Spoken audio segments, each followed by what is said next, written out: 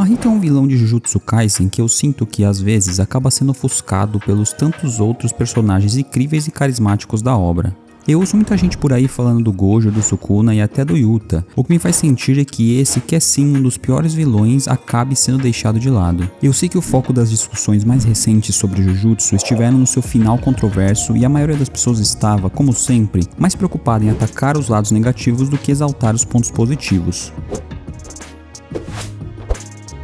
Por isso nesse vídeo eu vou expor, do ponto de vista narrativo, como o Gege usa do personagem do Mahito, que à primeira vista parece só mais um vilão genérico, para simplesmente destruir, obliterar não só o protagonista Itadori, como também nós, a audiência, o que faz com que acabemos cultivando os sentimentos mais cruéis por esse que é sim um vilão terrível e que marcou Jujutsu não só pelas maldades que praticou, mas também pela sua relevância simbólica, sendo um exemplo de tudo que o universo de Jujutsu representa, desde as perversões e a maldade até as motivações e arrependimentos durante sua breve passagem no final da obra. Deixando o clickbait do bem de lado, é óbvio que eu falo aqui em destruir no sentido narrativo, uma vez que o Mahito é o responsável por quebrar, de certa forma, o espírito e consequentemente as convicções de Itadori. Ele destrói o protagonista de tal maneira que o Itadori que conhecemos no início de Jujutsu praticamente deixa de existir após o arco de Shibuya. É claro que o Mahito não é o único responsável por isso, e essas mudanças ocorrem de forma gradual durante os primeiros arcos, mas como eu vou mostrar a seguir, há 4 principais pontos que ilustram como ele foi o catalisador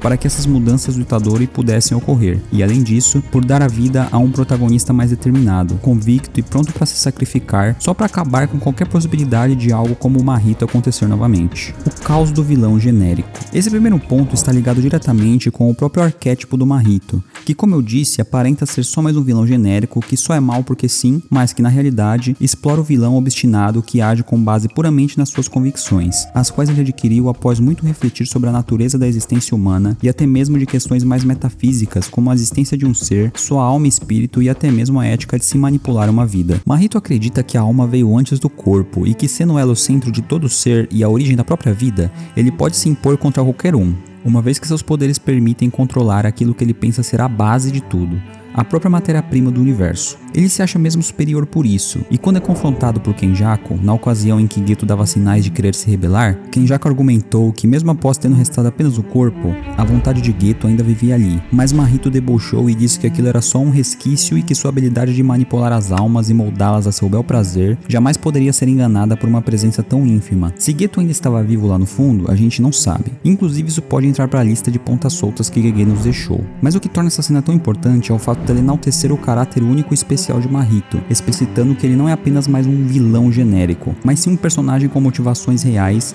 e com uma construção sutil e única, que pode sim ser mal interpretada como falta de carisma ou até uma escrita preguiçosa, mas que na realidade é profunda e cheia de dimensões. Eu também não tô querendo dizer que o Mahito é um personagem mais bem escrito da ficção, mas quando temos algo tão original, bem feito e que nos apresenta temas e questionamentos tão profundos, delicados e importantes, vale muito a pena apreciar. O deboche pela impotência. Mahito tira tudo do Itadori e faz com que ele se culpe por todo o mal que ele e as outras maldições causaram. Essa é uma tática comum que não apenas vilões, mas até seres humanos vis usam para manipular e destruir seus algozes, para atacar pessoas deliberadamente. É uma inversão de valores que chega a dar nojo e se assemelha a táticas de guerra e de manipulação política. É o clássico acuse-os do que você faz, chame-os do que você é. Isso pode parecer simplório e até pueril, mas é uma das estratégias mais sujas e cruéis de controle. Um vilão que é capaz disso, de acusar um protagonista puro como Itadori das coisas mais perversas enquanto ainda ameaça seus amigos e família olhando nos seus olhos, só mostra o quanto o deboche pode levar até o mais centrado dos heróis a perder a compostura. Contudo, após se humilhar para Sukuna, tentando em vão salvar o inocente, Itadori é lembrado de que está lidando com maldições, e o que recebe são gargalhadas, uma satirização que chega a machucar até quem assiste de fora. Mesmo com suas diferenças, Mahito e Sukuna se unem na única situação em que podem se considerar iguais: humilhar Itadori por sua inocência, por ter se deixado levar pelo momento e esquecido a natureza daqueles seres, de maldições frias e cruéis que podem se odiar, mas que irão se unir para rir do desespero humano que eles mesmos causaram. Por isso é simples demonstrar o quão repugnante é cada simples ato do Mahito, e o quanto ele se empenha para criar o caos e destruir sem nenhum remorso a vida de inocentes só para reafirmar sua própria natureza, a de quem busca apenas o prazer em ter o controle das almas nas suas mãos. Narrativamente, isso mostra o quão potente os atos de um personagem podem ser, porque não fosse por esses detalhes e por todas as mortes que, à primeira vista, parecem até ser banalizadas pelo próprio autor, o desenvolvimento e evolução do protagonista não seria tão natural e célere. E isso não é algo simples de fazer sem deixar parecendo que há um progresso artificial, o que Gege acerta muito, além de ser uma estratégia que funciona, pois faz com que simpatizemos não só com Itadori, mas também com todo aquele mundo e aquelas pessoas inocentes. Lobo versus coelho.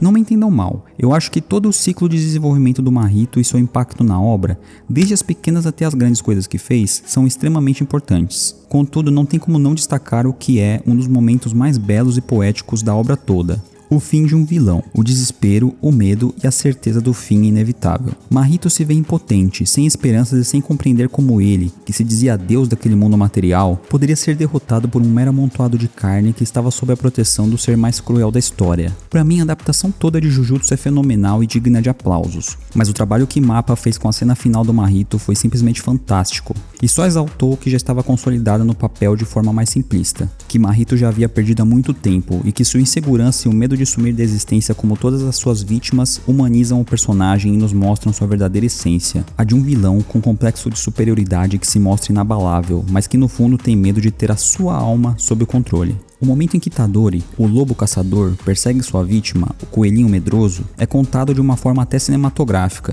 E não digo isso só pela animação magnífica da adaptação, mas sim pela forma que Gege escolheu nos mostrar o fim glorioso e merecido de um dos piores vilões daquele universo. No mangá, cada quadro é pontual e serve perfeitamente pro propósito do autor, sendo uma mistura de síntese com poesia, contando muito, mostrando pouco. Isso tudo só mostra a relevância do personagem do Mahito pra obra, e como Gege fez questão de dar um fim digno a ele, diferente do tratamento que deu a outros personagens. No final, depois de todo seu desespero, Mahito acaba sendo absorvido por Kenjaku e percebe que só estava sendo usado, o que também livra as mãos do Itadori, que não consegue sua vingança e nos faz questionar quem era o verdadeiro fraco, o vilão frustrado que cobra Sukuna no final, dizendo que ele não tinha determinação ou objetivos, ou o coelhinho que fugiu e implorou por perdão como um fracassado em seus momentos finais. A busca por vingança e a salvação da pureza. Mahito provoca os piores sentimentos em Itadori, mas o protagonista sabe o que é certo e não se deixa levar pelo momento. Mesmo que no fim Itadori só estivesse usando a justiça como pretexto para se vingar, ele consegue se manter puro pela intervenção de Kenjaku, que queria Mahito para o seu plano obscuro. Para uma narrativa isso parece pouco,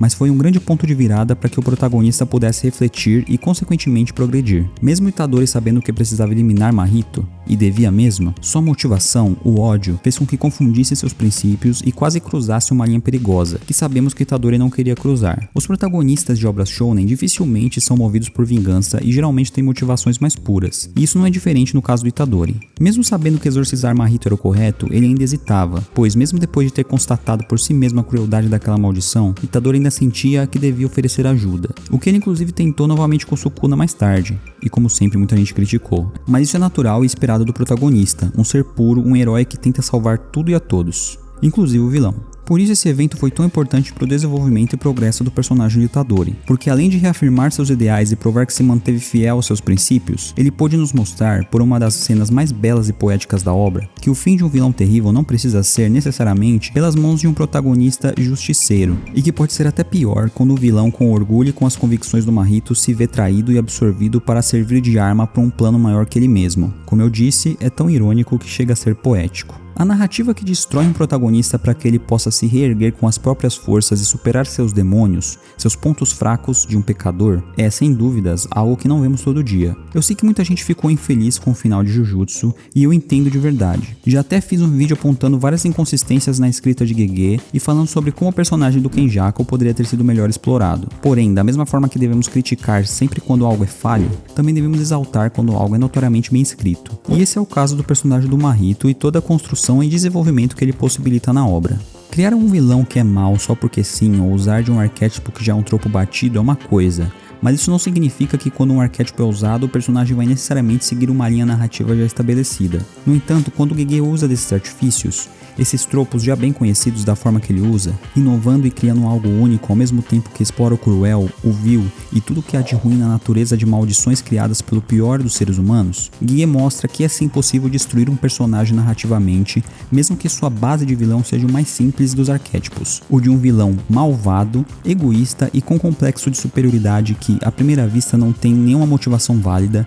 mas que, quando paramos para observar de perto, notamos as camadas, as sutilezas e todo o impacto que ele é capaz de causar numa obra. Destruir Itadori foi só uma das façanhas de Mahito. Ele deu fim ao Mecha Maru, dando assim origem ao plano de contingência criado para ajudar os feiticeiros e causando ainda um impacto emocional da perda tanto na Miwa quanto nos seus colegas. Ele deu fim no Junpei, fazendo Itadori perceber que, no mundo real, a crueldade e a maldade são muito piores do que ele imaginava em sua mente pura de herói. Ele deu fim a incontáveis vidas inocentes, tudo para provar seu ponto egocêntrico de que a alma era, ao mesmo tempo, a essência de tudo, mas também não valia nada. E além de muitos outros grandes impactos que ele teve em Jujutsu, ele evoluiu e atingiu sua forma perfeita, mostrando que até os vilões não só podem, como devem ter uma progressão narrativa, tanto para que seus próprios personagens tenham um final satisfatório, quanto para que os demais personagens possam usar isso para progredirem e se desenvolverem, avançando nos seus arcos e eventualmente concluindo suas jornadas narrativas. Mahito é, sem dúvidas, um vilão terrível que deixou sua marca em todos nós, mostrando que às vezes o mal vence sim, mas que também, quando usado corretamente, até o pior dos vilões pode render frutos excelentes, impulsionando a evolução e desenvolvimento não só dos personagens, mas da obra toda, como uma eminência na sua melhor forma. Muito obrigado por assistir e se você gostou desse vídeo, considere virar membro para continuar ajudando e apoiando no projeto do canal. E também assiste esse outro vídeo aqui, que muito provavelmente você vai gostar também.